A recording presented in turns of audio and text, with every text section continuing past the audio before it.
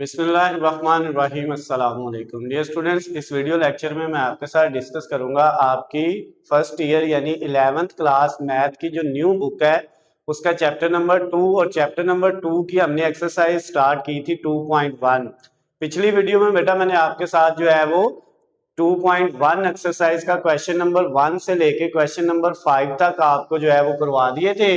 अब question number 6 से हम बेटा स्टार्ट करेंगे 2.1 एक्सरसाइज को। क्वेश्चन नंबर 6 जो है उसमें हमें क्या दिया हुआ है, जो बुक के अंदर स्टेटमेंट है उसमें कहता है एक स्टोन है जो fall from a height of 60 metre, यानी एक पत्थर जो है वो जमीन से 60 मीटर ऊंचाई से नीचे जमीन की तरफ ग्राउंड की तरफ गिरता है और उसकी जो हाइट का फार्मूला वो ये है 40 माइनस 10x स्क्वायर। यानी आपके पास अगर ये सपोज आपका के पास क्या है, ये ग्राउंड है, जमीन है, ये क्या है ग्राउंड, ठीक है। अब ये जो बेटा आपके पास ग्राउंड है, जमीन है, इससे पत्थर कितना ऊपर पड़ा हुआ है, यहां से यहां तक का फासला कितना है 60 मीटर, 60 मीटर ऊपर पड़ा हुआ है। तो यहां से आप पत्थर नीचे गिर रहा है, ओके हो गया। और ये जो यहां से यहां तक इसकी हाइट है उसका फार्मूला उसने फंक्शन की शक्ल में दिया है। हाइट का जो है फंक्शन है 40 माइनस 10x स्क्वायर।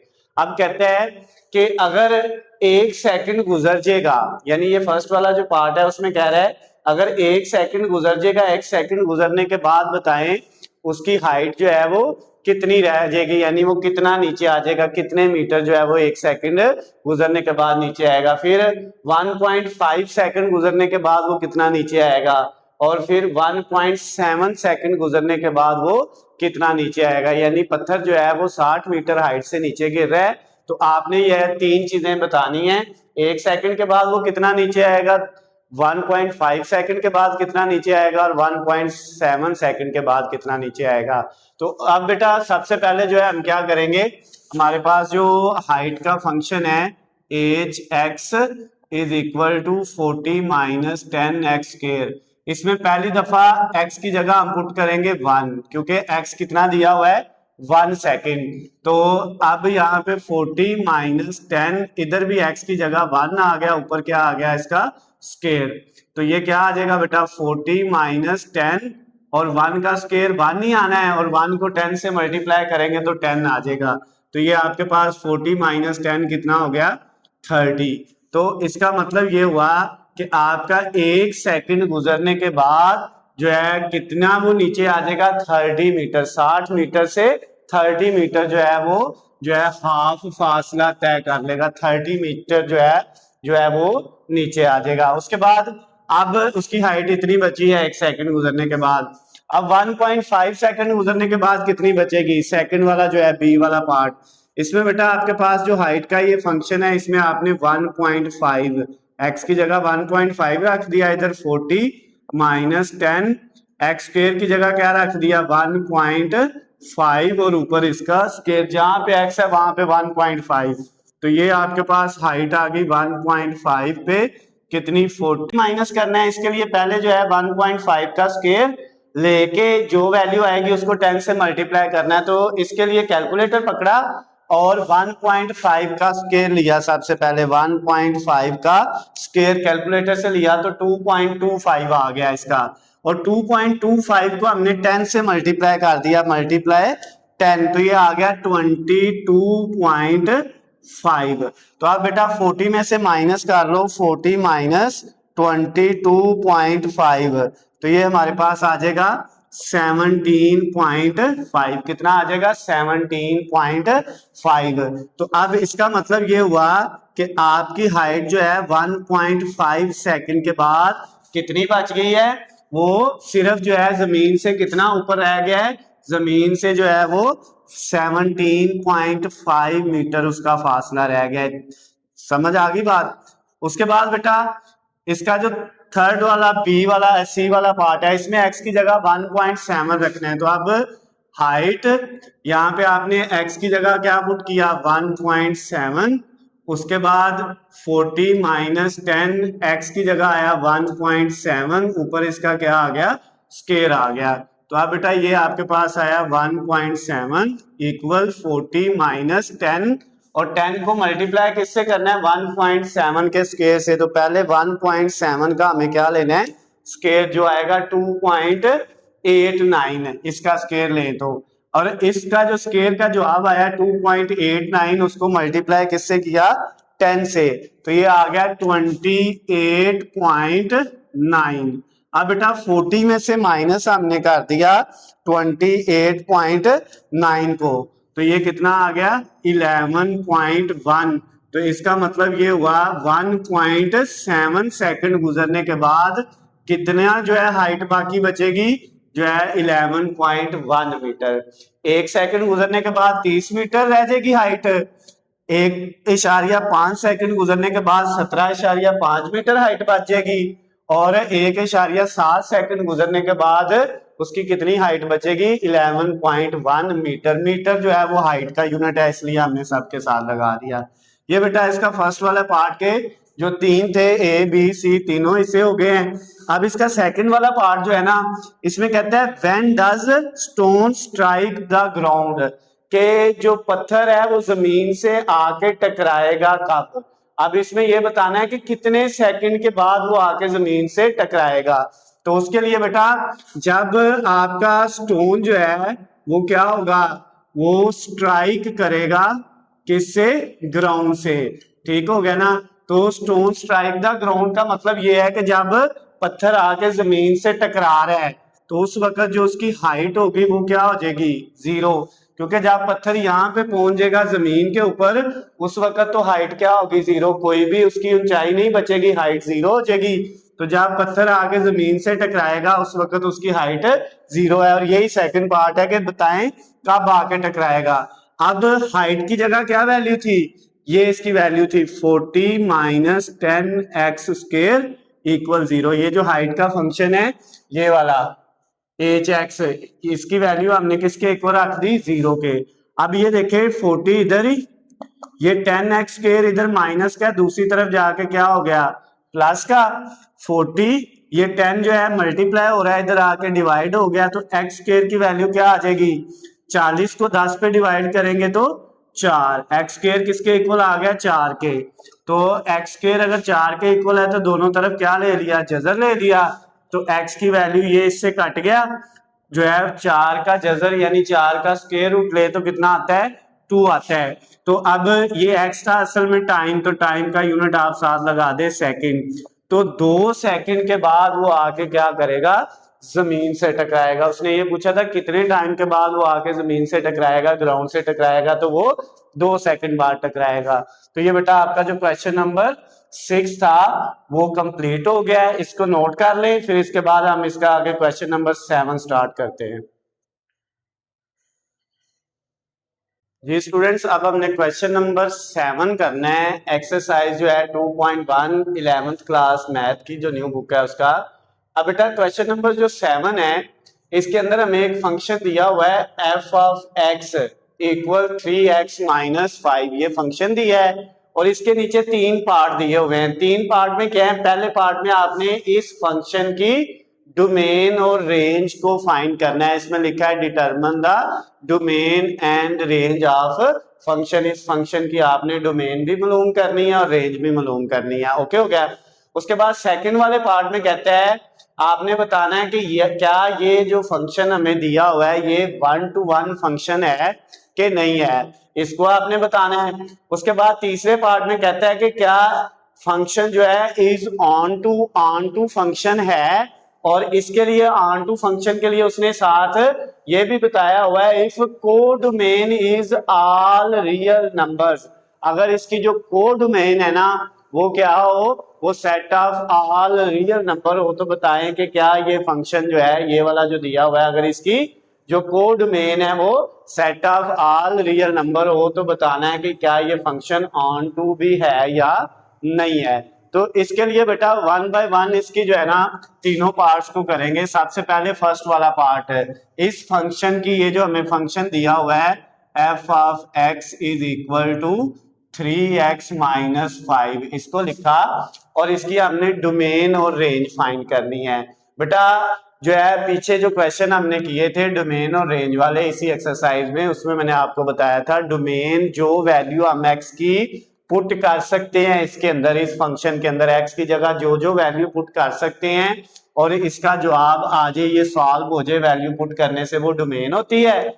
और डोमेन पुट करने से जो जवाब आता है वो रेंज होती है। तो इसका मतलब ये हुआ कि ये जो फंक्शन है इसमें आप x की जगह 0 पुट करेंगे तो फिर भी ये हल हो गया, जवाब -5 आ जाएगा। अगर इसकी जगह 1 रखेंगे तो जवाब -2 आ जाएगा, 2 रखेंगे तो जवाब +1 आ जाएगा, अगर 3 रखेंगे जवाब +4 आ जाएगा, 4 रखेंगे फिर भी हल हो जाएगा, 5 6 7 8 9 कोई भी नंबर रख लें प्लस का, या कोई भी नंबर x की जगह माइनस का रख ले तो इसने सॉल्व हो जाना है। इसका मतलब ये हुआ कि इसकी डोमेन में जो है वो set of all real number होंगे। क्या होगा, इसकी जो डोमेन होगी बेटा हमारे पास, डोमेन को मैंने डी से रिप्रेजेंट कर दिया और इसके साथ इधर अगर एफ लगा लें तो कोई फर्क नहीं पड़ता, इस फंक्शन की जो डोमेन है, या सिर्फ डी भी लिख लें फिर भी कोई इशू नहीं है। वो क्या होगी, वो होगा set of all real numbers. क्या होगा बेटा, set of all real numbers जो है, इस तरह भी आप लिख सकते हो set of all real numbers, और इसको आप इस तरह से भी डोमेन को लिख सकते हो -इन्फिनिटी से लेके +इन्फिनिटी तक। चाहे आप इस तरह लिख ले चाहे इस तरह लिख ले, दोनों सूरतों में आपको पूरे नंबर मिल जाएंगे। अब हमने इसकी फाइंड करनी है रेंज इसी फंक्शन की, तो रेंज क्या होगी, अब इसका जवाब 0 भी आ सकता है, इसका जवाब जो है वो प्लस में भी आ सकता है, इसका जवाब माइनस में भी आ सकता है। तो इसका मतलब ये हुआ कि इसकी जो रेंज होगी वो भी क्या होगा, set of all real numbers, set of all real numbers. तो इसकी जो डोमेन होगी बेटा वो भी set of all real number होगा, तो उसको भी हम इस तरह लिख सकते हैं -इन्फिनिट से +इन्फिनिट तक। तो ये आपके पास इसकी डोमेन और रेंज फाइंड हो गई है इस फंक्शन की। तो ये इसका फर्स्ट वाला पार्ट जो है वो बेटा क्या हो गया है, कंप्लीट हो गया है। अब उसके बाद ये कहता है कि ये जो फंक्शन है क्या ये फंक्शन 1 to 1 फंक्शन है, ये बताएं। अच्छा, 1 to 1 जो फंक्शन होता है ना बेटा, उसके लिए हमें क्या करना होता है, ये बात याद रखिएगा, f ऑफ x की जगह पहले -1 रखना है, फिर f ऑफ x की जगह -2 रखना है, इन दोनों को फाइंड करना है और इन दोनों को किसके इक्वल रख लेना है, दोनों को एक दूसरे के इक्वल रख लेना है। यानी जो फंक्शन हमारे पास होगा उसमें x की जगह एक दफा 1 पुट करेंगे x1 और एक दफा x2 पुट करेंगे, फिर दोनों जो जवाब आएंगे उनको बराबर रखना है और इसको सॉल्व करना है। क्या करना है, इसको सॉल्व करना है, और सॉल्व करने के बाद इसको इन दोनों साइडों को हल करने के बाद अगर आपका x1 इक्वल आ जाता है x2 के, तो इसका मतलब ये है कि ये फंक्शन क्या है, 1 to 1 फंक्शन है। 1 to 1 फंक्शन की बेटा ये कंडीशन है जो मैंने आपके सामने रखी है कि आप फंक्शन में पहले क्या करें, जो है सबसे पहले आप फंक्शन के अंदर जो है बेटा वो पुट करें एक दफा x की जगह x1 और एक दफा x की जगह x2, फिर दोनों के जवाब को इक्वल रखें और वहां से हल करके अगर जवाब लास्ट पे x1 जो है वो इक्वल आ जाता है x2 के, तो इसका मतलब ये है कि आपका फंक्शन जो है वो 1 to 1 फंक्शन है। तो अब बेटा हम क्या करेंगे, सबसे पहले जो है ये सेकंड पार्ट करने के लिए इस फंक्शन में पहले x की जगह इधर भी और इधर भी x1 रखेंगे, f ऑफ x की जगह x1 रखा तो ये क्या आ जाएगा 3x1 -5। क्लियर होगी बात। फिर इसी फंक्शन के अंदर x की जगह x2 रखेंगे तो वो इक्वल आ जाएगा 3x2 -5। ओके हो गया, दोनों फाइंड कर लिए हैं। अब हमने क्या करना है, f ऑफ x1 को इक्वल रख देना है f ऑफ x2 के। ओके, अब बेटा f ऑफ x1 की वैल्यू क्या थी, 3x -5 equal f of x2 की वैल्यू क्या थी, 3x2 -5। ओके हो गया। अब बेटा ये देखें, ये -5 इधर भी है और -5 इधर भी है, तो ये दोनों एक दूसरे से कट हो जाएंगे, या दूसरी सूरत में ये कर लें, ये -5 इधर माइनस का है, इधर जाके प्लस होगा, -5 + 5 कट हो जाएंगे, तो आप इधर भी कर सकते हैं। 3x1 किसके इक्वल आ गया, 3x2 के। ये 3 भी दोनों तरफ है, ये भी कट हो जाएगा, या ये कर लें 3 इधर मल्टीप्लाई हो रहा है, इधर आके इसके नीचे डिवाइड होगा तो खत्म हो जाएगा कट होके। तो इसका मतलब इसका जवाब क्या आ गया, x1 इक्वल x2 के आ गया है। हमने f ऑफ x1 का और f ऑफ x2 का दोनों का जो है जवाब इक्वल रख के उसको सॉल्व किया तो x1 x2 के इक्वल आ गया। ये वाली कंडीशन सेटिस्फाइड हो गई है, ट्रू है। तो इसका मतलब हम क्या लिख देंगे, जो हमारा फंक्शन है f of x is 1 to 1 function है। क्या है बेटा, 1 to 1 है। तो ये प्रूव हो गया, साबित हो गया है। उसके बाद इसका थर्ड वाला पार्ट हमने करना है। उसमें कहता है ये बताना है कि क्या ये वाला फंक्शन 1 to 1 तो साबित हो गया कि है, क्या ये वाला फंक्शन जो है वो ऑन टू फंक्शन भी है या नहीं है। तो अब ऑन टू फंक्शन के लिए बेटा हमें क्या करना है, और इसने खुद भी बता दिया है, if codomain is all real number. इसका मतलब पता है क्या है, इसका मतलब ये है कि इसकी जो कोडोमेन है वो सेट ऑफ रियल नंबर है। ठीक हो गया था। लेकिन बेटा ये देखें, आपके पास जो है ना ऑन टू फंक्शन की जो निशानी होती है ना, वो क्या होती है, वो मैं यहाँ पे अलहदा से लिख देता हूँ। ऑन टू फंक्शन की निशानी ये होती है कि जब भी आपने ऑन टू फंक्शन बनाना है ना, तो उसकी निशानी ये होती है कि उसकी जो रेंज है, उस फंक्शन की जो बेटा क्या है रेंज है, वो आपकी क्या होनी चाहिए, सेट ऑफ रियल नंबर होना चाहिए। सेट ऑफ रियल नंबर को हम माइनस इन्फिनिटी से प्लस इन्फिनिटी लिख सकते हैं। क्लियर होगी बात।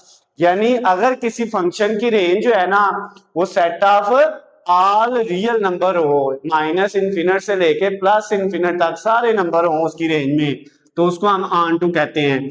और ये जो रेंज है ना बेटा, इसका दूसरा नाम होता है कोडोमेन। क्या होता है, कोडोमेन। यानी कोडोमेन, अगर इसकी डेफिनेशन ऑन टू फंक्शन की इस तरह लिखी होती है, अगर किसी फंक्शन की कोडोमेन जो है वो क्या हो, सेट ऑफ रियल नंबर हो, यानी उसकी कोडोमेन की सारी वैल्यूज जो है वो रियल नंबर हो, तो उसको हम क्या कहते हैं, ऑन टू फंक्शन कहते हैं। तो इस वाले केस में ये जो थर्ड वाला पार्ट है, इसमें हमें पता है कि ये जो फंक्शन दिया हुआ है ना, जब हमने इसकी डोमेन और रेंज फाइंड की थी तो इसकी रेंज क्या थी, सेट ऑफ रियल नंबर था। तो हमें पता है कि इसका थर्ड वाला पार्ट बेटा अब मैं करने लगा हूं यहाँ पे। इसकी जो रेंज है ना इस फंक्शन की, वो क्या है हमारे पास, set of all real numbers. क्या है बेटा, set of all real numbers. ठीक हो गया। तो अब अगर इसकी ये जो आपके पास रेंज है वो set of all real number है, तो इसका मतलब फिर इसकी जो कोडोमेन होगी, क्या होगी, कोडोमेन, वो भी बेटा किसके इक्वल आएगी, वो भी set of all real numbers. तो अगर इसकी codomain set of all real numbers है तो इसका मतलब क्या हुआ, सो जो हमारा फंक्शन है F of x is onto function. तो ये हमने नीचे लिख दिया कि ये ऑन टू फंक्शन भी है। तो इसके साथ ही बेटा आपका क्वेश्चन नंबर जो 7 था वो कंप्लीट हो गया। उसके तीनों पार्ट हमने कर लिए हैं, इनको नोट कर लें, फिर हम नेक्स्ट वाला क्वेश्चन करेंगे। बच्चों अब हमने क्वेश्चन नंबर 8 करना है, एक्सरसाइज 2.1 का। क्वेश्चन नंबर 8 में हमें एक फंक्शन दिया हुआ है, F of x is equal to 2x minus 3 over x plus 1, और इसके भी 3 पार्ट हैं। पहले पार्ट में कहता है कि इस फंक्शन की आपने डोमेन और रेंज दोनों इस फंक्शन की हमने फाइंड करनी है। उसके बाद सेकंड वाले पार्ट में कहता है कि आपने बताना है कि क्या ये फंक्शन जो है वो ऑन टू है, फंक्शन इज ऑन टू का मतलब है कि क्या ये फंक्शन ऑन टू फंक्शन है या नहीं है, ये बताना है। और तीसरे में कहता है प्रूव दैट, ये साबित करना है कि ये जो फंक्शन है इज 1 to 1, इसमें साबित करना है कि फंक्शन 1 to 1 है। इसमें ये नहीं बताना है या नहीं है 1 to 1, इसमें हमने साबित करना है कि ये 1 to 1 है। सेकंड वाले में सिर्फ ये बताना है या नहीं होगा तो कह देंगे है, और अगर नहीं होगा तो हम कह देंगे ये फंक्शन ऑन टू फंक्शन नहीं है। और पहले वाले में डोमेन और रेंज निकालनी है। अच्छा बेटा सबसे पहले ये जो फंक्शन है ना, क्योंकि इसमें बटे वाली रकमें हैं, इस फंक्शन को लिखा 2x minus 3 divided by x plus 1। अब बेटा जब बटे वाली कोई रकम हो, कोई फंक्शन हो जिसमें बटे के नीचे वैल्यू आए, तो याद रखिएगा उसमें डोमेन में हम कोई भी वैल्यू पुट कर सकते हैं, लेकिन x की जगह ऐसी वैल्यू नहीं पुट करनी जिसको पुट करने से बटे के नीचे 0 आ जाए। ठीक हो गया ना।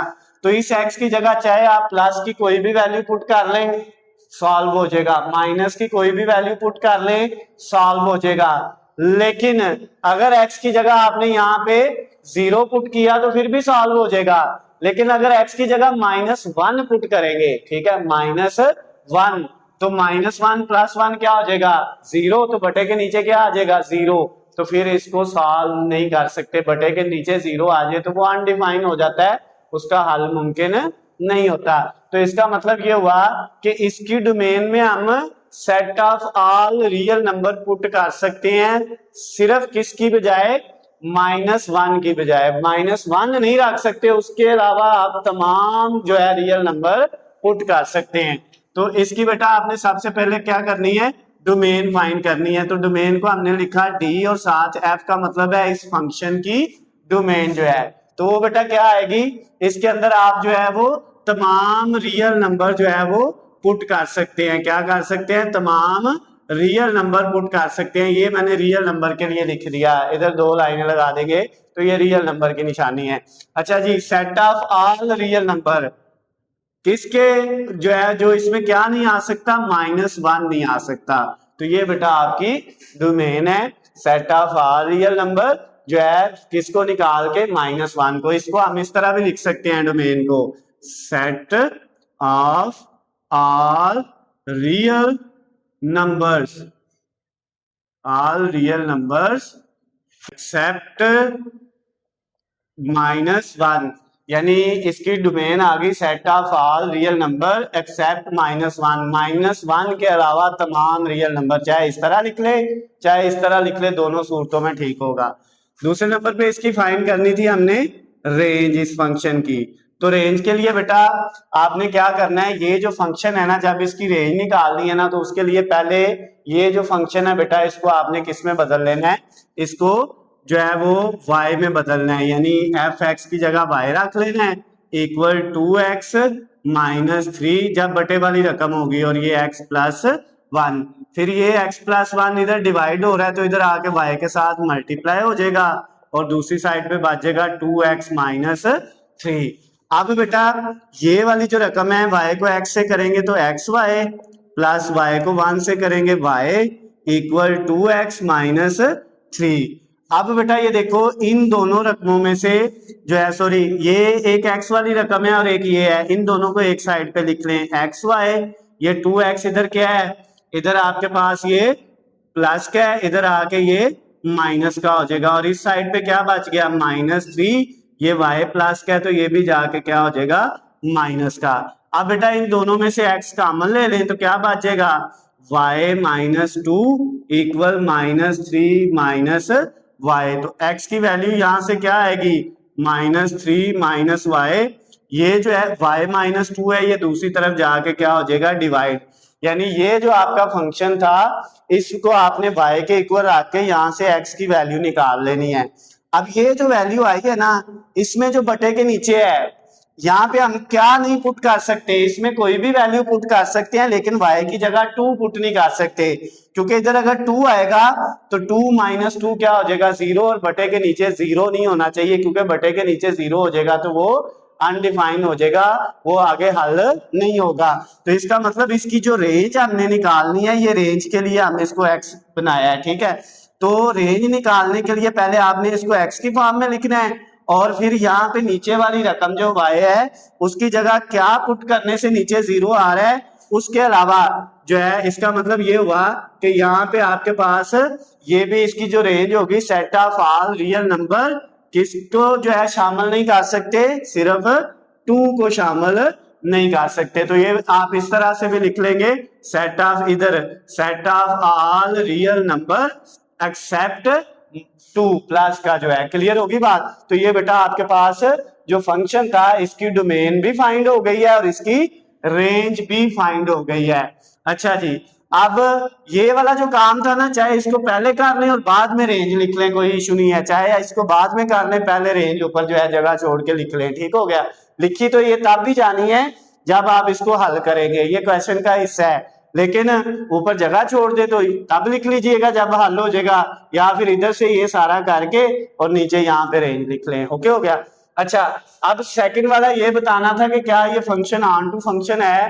तो ऑन टू फंक्शन की मैंने आपको ये बताया था, डेफिनेशन ये है, अगर किसी फंक्शन की कोड मेन जो हो ना, वो उसके तमाम नंबर रियल नंबर हो, कोड मेन के अंदर आने वाले तमाम नंबर रियल नंबर हो, तो उसको हम क्या कहते हैं, यानी उसकी कोड मेन जो है set of all real number हो, तो उसको हम कहते हैं कि ये ऑन टू फंक्शन है। और कोड मेन जो है ना बेटा आपके पास, उसका एक दूसरा नाम भी होता है, कोड मेन को हम क्या कहते हैं, कोड मेन को असल में हम रेंज भी कहते हैं। ठीक हो गया ना। तो अब इसकी कोड मेन जो है इस फंक्शन की, वो ये है कोड मेन। क्या इसकी जो कोड मेन है, यानी असल में इसकी जो रेंज है वो set of all real number है? नहीं है, क्योंकि set of all real number है लेकिन उसमें 2 शामिल नहीं है। 2 शामिल होता तो फिर ये सारे रियल नंबर होने थे, ये 2 के अलावा बाकी सारे रियल नंबर हैं। तो अगर ये एक भी नंबर अंदर से निकल गया तो फिर ये set of all real number नहीं है, ये 2 के अलावा रियल नंबर हैं। तो इसका मतलब फिर जो है इसकी जो कोड मेन है आपके पास, जो इसकी कोड मेन है वो बेटा आपके पास किसके इक्वल आएगी, वो आर एफ के इक्वल आएगी। किसके इक्वल? आर एफ के इक्वल, रेंज के इक्वल, फंक्शन की जो रेंज है। और ये नॉट इक्वल टू, ये किसके इक्वल नहीं है, set of all real numbers के। क्लियर होगी बात? अगर ये set of all real numbers के इक्वल नहीं है तो इसका मतलब क्या हुआ, सो जो हमारा फंक्शन है F of x is not onto, ये ऑन टू फंक्शन नहीं है। क्लियर होगी बात? अगर ये कोड मेन जो है वो set of all real number होती, ठीक है, तो फिर ये क्या होना था, ऑन टू फंक्शन होना था। ये कोड मेन जो है ये set of all real number नहीं है, ये 2 के अलावा आर रियल नंबर है, तो 2 नहीं है इसलिए ये फिर आर रियल नंबर नहीं है इसमें। क्लियर होगी बात? ये सेकंड वाला पार्ट भी हो गया। अब हमने थर्ड वाला करना है। थर्ड वाले में ये साबित करना है कि ये फंक्शन 1 टू 1 फंक्शन है। तो उसके लिए बेटा 1 टू 1 का मैंने आपको बताया था कि पहले आपने इस फंक्शन में x की जगह क्या पुट करना है, उसकी ये निशानी होती है f ऑफ x जो है 1 इक्वल होना चाहिए f ऑफ x 2 के, और यहाँ पे इसको सॉल्व करें और इसका जवाब एंड पे आए x1 इक्वल x2 के, तो फिर ये 1 टू 1 होगा। तो यहाँ पे बेटा f ऑफ x1 की वैल्यू यहाँ पे भी 1 आएगा, यहाँ पे भी, यानी कि इसकी वैल्यू पुट करेंगे 2x1 minus 3 over x1 plus 1, यानी इधर अगर यहाँ पे 1 आएगा तो इधर भी 1 आ जाएगा। तो f ऑफ x1 की जगह ये वैल्यू आ गई, और अगर इधर हम 2 रखेंगे तो इधर भी 2 आएगा और इधर भी क्या आ जाएगा, 2 आ जाएगा। समझ आ गई बात? तो f ऑफ x2 की जगह क्या वैल्यू आएगी, 2x2 minus 3 divided by x2 plus 1। Clear हो गया? अब बेटा इसको क्रॉस मल्टीप्लाई करें तो 2x1 माइनस 3 के साथ मल्टीप्लाई क्या होगा, x2 प्लस 1, ये वाला इक्वल, ये जो रकम है ये इधर जाके मल्टीप्लाई हो जाएगी, 2x2 माइनस 3 के साथ मल्टीप्लाई क्या हो जाएगा, x1 प्लस 1। ओके हो गया? अब करें मल्टीप्लाई, 2x1 को x2 से पहले मल्टीप्लाई किया, 2x1 x2 आ गया, फिर 2x1 को 1 से मल्टीप्लाई करेंगे 2x1 आ जाएगा, फिर -3 को x2 से करेंगे तो -3x2 आ जाएगा, फिर -3 को +1 से करेंगे तो -3 इक्वल, इधर बेटा पहले 2x2 को मल्टीप्लाई x1 से करेंगे तो 2x1 और x2, ये वाली इससे होगी तो ये x1 और x2 आ जाएंगे 2 के साथ, फिर 2x2 को 1 से करेंगे तो ये 2x2 ही रहेगा, फिर -3 को x1 से करेंगे तो -3x1 आ जाएगा, और -3 को +1 से करेंगे तो ये क्या आ जाएगा, -3 आ जाएगा। क्लियर होगी बात? अब बेटा ये देखे, ये -3 इस साइड पे भी माइनस का है, इधर भी माइनस का है, तो ये दोनों कट हो जाने हैं, क्योंकि इधर माइनस का है दूसरी तरफ जाएगा तो प्लस का हो जाएगा, तो वो प्लस माइनस खत्म हो जाएगा। समझ आ गई बात? उसके अलावा ये 2x1 x2 इधर भी प्लस का है, इधर भी प्लस का है, तो ये इधर ही हम इनको कट कर देंगे, दूसरी तरफ लेके जाने की जरूरत ही नहीं है, क्योंकि इधर प्लस है, इधर जाके माइनस होगा, ये प्लस है वो माइनस हो जाएगा, प्लस माइनस फिर खत्म हो जाना है। अब बेटा हमारे पास इधर बच गया 2x1 ये वाला, और ये जो है -3x1, ये इधर माइनस का है तो इधर आके क्या हो गया, प्लस का हो गया। x1 वाली दोनों रकमें लेफ्ट साइड पे आ गई इक्वल, और इधर बच गया 2x2 ये वाला, और ये जो माइनस का 3x2 है वो दूसरी तरफ राइट साइड पे गया तो प्लस का 3x2 हो गया। एक साइड पे x1 वाली वैल्यू और एक साइड पे x2 वाली वैल्यू। अब ये भी x1 है, ये भी 3 + 2 5x1, और ये भी x2 है, ये भी 3 + 2 5x2, ये 5 से कट गया तो x1 किसके इक्वल आ गया, x2 के इक्वल आ गया। अगर बेटा f ऑफ x1 इक्वल हो f ऑफ x2 के, उसको सॉल्व करें और एंड पे जवाब आए x1 is equal to x2, तो इसका मतलब क्या है कि ये जो फंक्शन था ये 1-to-1 फंक्शन है। तो हमने यही तो साबित करना था कि ये 1-to-1 फंक्शन है, तो हम नीचे क्या लिख देंगे, सो या सो भी ना लिखें, सिर्फ इतना लिख लें, प्रूव दैट, साबित हुआ, क्या साबित हुआ, फंक्शन जो है f of x is 1-to-1 function. ये साबित हो गया कि ये फंक्शन 1-to-1 फंक्शन है। इसके साथ ही बेटा आपका ये जो क्वेश्चन नंबर 8 था वो भी कंप्लीट हो गया है, इसको नोट कर लें। इसके बाद इसके 2 क्वेश्चन रह गए हैं, फिर हम वो करेंगे। जी स्टूडेंट्स, अब हमने लास्ट वाले जो 2 क्वेश्चन है, क्वेश्चन नंबर 9 और question number 10, exercise 2.1 11th class math की जो बुक है वो करने हैं बेटा। अब क्वेश्चन नंबर 9 के अंदर हमें एक फंक्शन दिया हुआ है f of x is equal to e की पावर -x, और इसके अंदर हमें एक चीज और दी है कि इस फंक्शन की जो रेंज आएगी वो रियल नंबर पॉजिटिव वाले आने चाहिए, यानी 1 2 3 4 5 6 7 8 0 से बड़े जितने नंबर हैं पॉजिटिव वो सारे आने चाहिए प्लस इन्फिनिट तक। और इसमें हमने साबित क्या करना है, ये बताना है कि क्या ये जो फंक्शन f ऑफ x है इज बाइजेक्टिव, कि क्या ये बाइजेक्टिव फंक्शन है या नहीं है।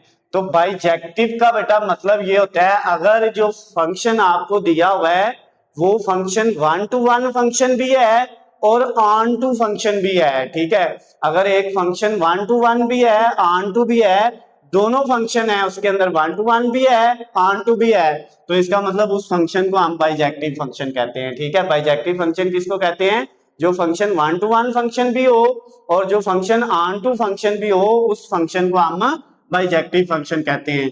तो फिर इसका मतलब इस फंक्शन को हमने क्या करना है, जो है ये देखना है कि क्या ये 1-to-1 भी है और ऑन टू भी है। अगर ये दोनों होंगे तो फिर हम इसको कह देंगे ये बाइजेक्टिव फंक्शन है। तो 1-to-1 के लिए बेटा सबसे पहले इसको स्टार्ट करते हैं। 1-to-1 के लिए हमने क्या करना है, उसका ये तरीकाकार होता है कि f ऑफ x1 इक्वल किसके होना चाहिए, f ऑफ x2 के। ये 1-to-1 की निशानी है, ठीक हो गया ना, ये फार्मूला है और इसको हल करना है आगे और एंड पे जवाब x1 इक्वल x2 के आना चाहिए। तो करते हैं बेटा इसको सॉल्व, देखते हैं आता है या नहीं।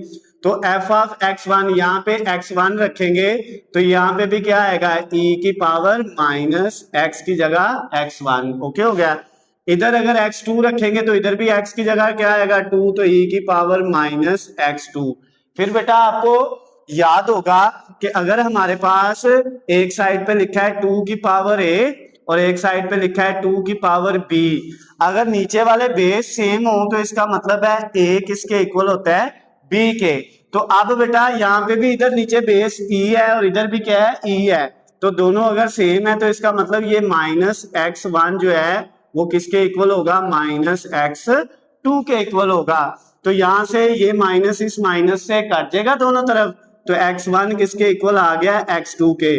अगर बेटा f ऑफ x1 को इक्वल रखें f ऑफ x2 के और उसको हल करके जवाब x1 इक्वल आ जाए x2 के, तो इसका मतलब क्या होता है कि ये 1-to-1 फंक्शन है। तो अब ये एक चीज तो साबित हो गई है कि ये क्या है बेटा, फंक्शन जो है f of x is 1 to 1, ये 1 to 1 फंक्शन तो बेटा हमारे पास आ गया है, ठीक हो गया। अब हमने क्या करना है, अब दूसरी चीज जो है वो साबित करनी है कि क्या ये ऑन टू फंक्शन भी है या नहीं है। तो ऑन टू फंक्शन के लिए बेटा उसका क्या था मेथड, ऑन टू फंक्शन जब हमने बेटा साबित करना होता है तो उसके लिए हमने ये जो फंक्शन होता है इसको y के इक्वल रख लेना है ताकि हम इसकी जो है वो रेंज निकाल सकें, ठीक हो गया ना।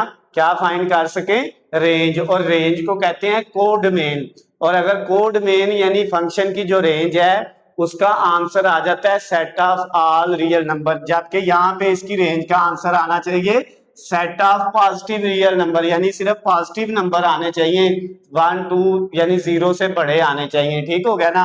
तो अगर 0 से बड़े नंबर आ जाएंगे तो फिर ये फंक्शन ऑन टू फंक्शन भी होगा, ठीक हो गया ना। तो उसके लिए बेटा हमने ये जो फंक्शन है एफ एक्स, इसकी जगह y लिखा, e की पावर माइनस एक्स किसके इक्वल आ गया, y के इक्वल आ गया। अब बेटा आपने क्या किया, दोनों तरफ नेचुरल लॉग ले लिया इधर भी और नेचुरल लॉग ले लिया इधर भी। अब ये नेचुरल लॉग y इक्वल, यहाँ पे बेटा ये देखें नेचुरल लॉग e की पावर है, अगर लॉग की कोई पावर आ जाए रकम की तो वो लॉग से पहले चला जाएगा, ये माइनस एक्स और बाकी क्या बचेगा नेचुरल लॉग e। उसके बाद बेटा ये देखिए आपके पास जो है ये नेचुरल लॉग y इक्वल यहाँ पे माइनस एक्स, और जो नेचुरल लॉग ई होता है वो 1 के इक्वल होता है। नेचुरल लॉग ई का जो आंसर है वो क्या होता है 1, और 1 लिखने की जरूरत नहीं है। अब हमने x निकालना था, x इधर प्लस का है तो इधर माइनस का है, इस साइड पे प्लस का हो जाएगा, और नेचुरल लॉग y इधर जाएगा तो ये क्या हो जाएगा बेटा, ये माइनस का हो जाएगा। क्लियर होगी बात। अब जैसे यहाँ पे ये लाख रकम की पावर थी तो लाख से पहले आ गई थी, इसी तरह यहाँ पे ये जो है 1 माइनस जो है, इस माइनस के साथ अगर 1 लगाएं, 1 लिखने से कोई फर्क नहीं पड़ता, ये -1 शुरू में है तो ये कहाँ पे चला जाएगा, y की पावर में चला जाएगा, यानी ये इस तरह हो जाएगा नेचुरल लॉग y की पावर -1। और इसको हम इस तरह भी लिख सकते हैं x is equal to natural log y की पावर -1 को 1/y। अब बेटा ये देखें यहाँ पे आप y की जगह क्या क्या पुट कर सकते हैं, जो हम पुट कर सकते हैं ना वो हमारी क्या होनी है, रेंज होनी है इस फंक्शन की, ठीक हो गया ना। तो अब यहाँ पे हम जो है इसकी जगह जो है वो याद रखिएगा, जब लॉग वाली वैल्यू हो तो उसमें बटे के नीचे हम ना 0 रख सकते हैं ना माइनस वाली वैल्यू रख सकते हैं। इसका मतलब ये हुआ कि यहाँ पे हम y की जगह जो है वो ग्रेटर देन 0 वैल्यू पुट कर सकते हैं, यानी y की जगह ना तो हम 0 रख सकते हैं और ना 0 से छोटी वैल्यू रख सकते हैं, सिर्फ कौन सी वैल्यू रख सकते हैं, जो ग्रेटर देन 0 हो, प्लस की वैल्यू हो। तो इसका मतलब क्या हुआ, इस फंक्शन की जो रेंज होगी बेटा वो आपके पास क्या आएगी, वो आएगी रियल नंबर कौन से, पॉजिटिव वाले, प्लस वाले रियल नंबर आएंगे, ठीक है। तो यही आने चाहिए थे इसकी रेंज में, इसका मतलब ये आ गया तो इसकी रेंज ठीक आ गई है, और रेंज को ही हम क्या कहते हैं, कोड मेन। तो इसका मतलब इसकी कोड मेन जो है वो आपके पॉजिटिव रियल नंबर आए हैं, तो ये जो है फिर ऑन टू फंक्शन है, तो हम क्या लिख देंगे, so F X is onto, ठीक है, ये एक ऑन टू फंक्शन है।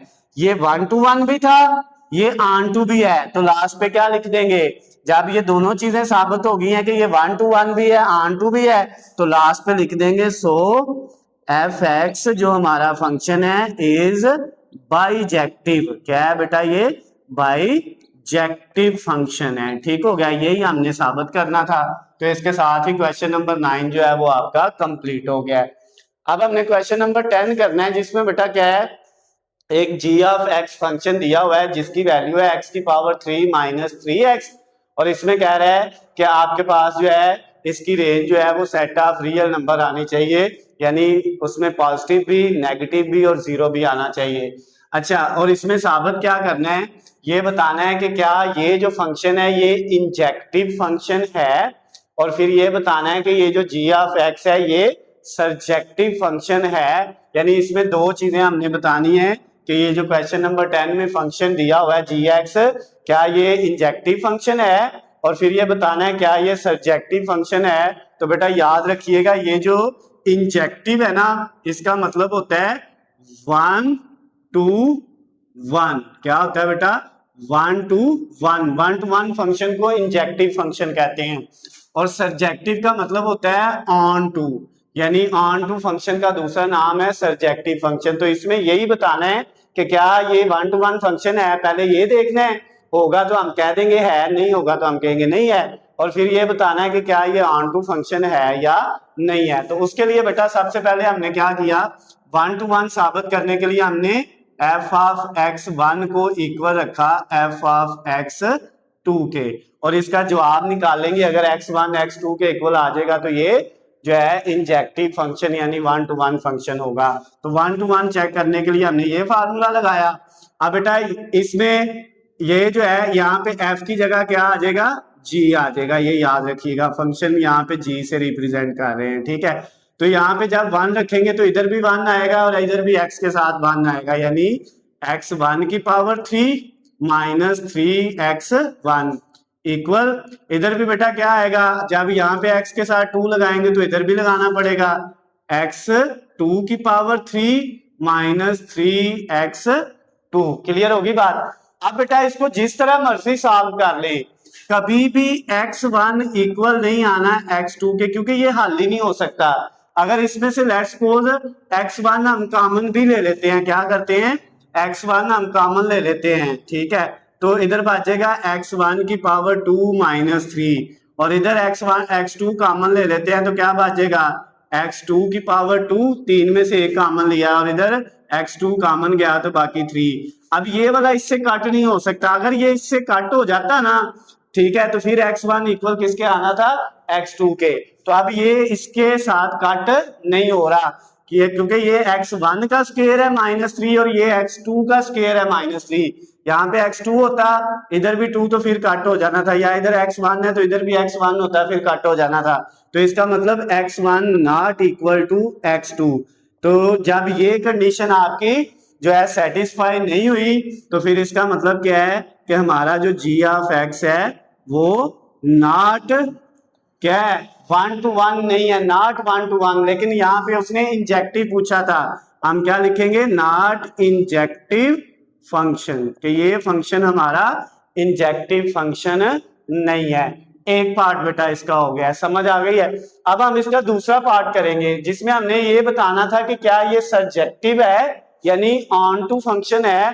तो ऑन टू फंक्शन के लिए क्या है कि इसकी जो कोडोमेन है यानी जो इसकी रेंज है वो क्या होनी चाहिए बेटा, वो आपकी set of all real number होनी चाहिए। तो उसके लिए जो है अगर हम बेटा ये जो हमारा क्वेश्चन है इसको देखें तो इसके अंदर हम बेटा जो हमारे पास कोई भी वैल्यू जो है इसमें पुट कर ले, 0 पॉजिटिव नेगेटिव, अगर इसकी डोमेन निकाले तो डोमेन में हम कोई भी वैल्यू रख सकते हैं इसमें, ठीक है, ये सिंपल फंक्शन है। तो इसकी जो डोमेन होगी ना वो क्या होगा set of all real numbers, ठीक हो गया, set of all real numbers. तो अब बेटा ये set of all real numbers जो हैं ये आ जाएगा इसकी डोमेन। तो रेंज अगर इसमें 0 पुट करें तो इसका जवाब 0 आएगा, पॉजिटिव वैल्यू पुट करेंगे तो पॉजिटिव में आ जाएगा या नेगेटिव में आ जाएगा, नेगेटिव करेंगे तो पॉजिटिव या नेगेटिव। इसका मतलब इसकी रेंज में जो है वो पॉजिटिव वैल्यू भी आएंगी, नेगेटिव भी आएंगी और 0 भी आ सकता है। तो फिर इसका मतलब इसकी जो रेंज है वो भी set of all real number है, set of all real numbers, ठीक हो गया। तो अगर इसकी रेंज बेटा set of all real numbers है तो set of all real number जो होते हैं, ठीक है, अगर वो कोडोमेन में हो तो फिर इसका मतलब क्या है कि फंक्शन ऑन टू है। तो अब ये जो आपकी रेंज है फंक्शन की उसी को हम क्या कहते हैं, उसी को तो हम कोडोमेन कहते हैं ना, ठीक हो गया, रेंज को ही कोडोमेन कहते हैं। तो इसका मतलब अगर इसकी range set of all real number है तो इसकी कोडोमेन भी क्या होगी, कोडोमेन भी फिर बेटा इसकी जो है वो set of all real number होगी। क्या होगी बेटा, वो किसके इक्वल होगी, set of all real number, set of all real numbers, ठीक हो गया। तो ये बेटा आपके पास जो है ये आ गया कि इसकी domain codomain set of all real number है। तो जिस फंक्शन की कोडोमेन जिसको हम रेंज ही कहते हैं वो set of all real number हो वो फंक्शन क्या होता है F of x is an onto function. ये कौन सा फंक्शन है बेटा? ऑन टू फंक्शन है। ऑन टू को हम क्या कहते हैं? ऑन टू नहीं लिखेंगे बल्कि इसकी जगह क्या लिख देंगे? सर्जेक्टिव। तो उसने ये पूछा था कि क्या ये फंक्शन जो है वो इंजेक्टिव है, हमने कहा नहीं है। उसने फिर पूछा था क्या ये फंक्शन सर्जेक्टिव है, तो हमने कहा जी ये फंक्शन सर्जेक्टिव है। इसके साथ ही बेटा आपकी एक्सरसाइज 2.1 जो है, एक्सरसाइज 2.1 11th क्लास मैथ की जो न्यू बुक है उसकी वो कंप्लीट हो गई है। इसमें बेटा अगर आपको कोई भी मसला हो, किसी भी क्वेश्चन में कोई चीज समझ ना आई हो, तो नीचे स्क्रीन पे आपको मेरा नंबर नजर आ रहा है, आप मुझे कॉल करके मैसेज करके या कमेंट्स में मुझसे पूछ सकते हैं। वीडियो पसंद आती है तो इसको ज्यादा से ज्यादा लाइक और शेयर करना है। अल्लाह हाफिज, खुश रहे।